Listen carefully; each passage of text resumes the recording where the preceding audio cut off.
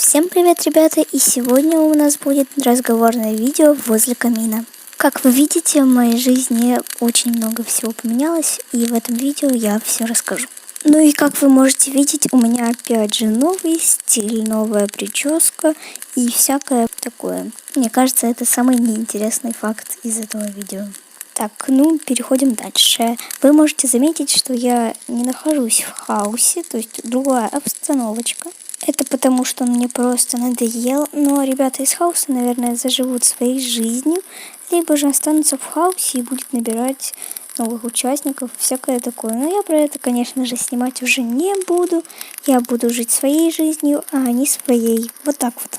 Хоть я и говорила, что хаос не закроется, но он так и не закрылся, просто я из него ушла. Вот и все. Так, переходим дальше. Вы можете заметить, что со мной сидит один человек.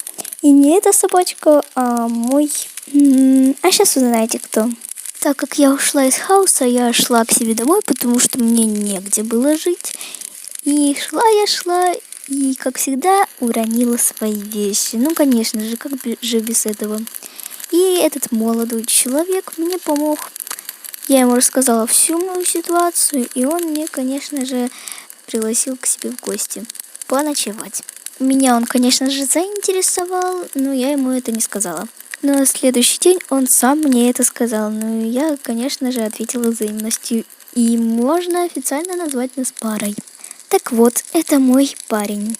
Я сама удивляюсь, как все так быстро произошло. Я говорила, что полностью поменяю свою жизнь, и да, я ее поменяла.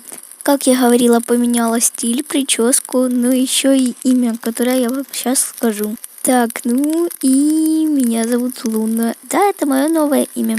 Не удивляйтесь. Но если кому-то интересно, то моего парня зовут Эдриан. А что мне сейчас говорить? В принципе, ничего, потому что видео уже заканчивается. Но вы ставьте лайки, подписывайтесь, пишите комментарии и ждите новых видосиков. Всем пока. Пока.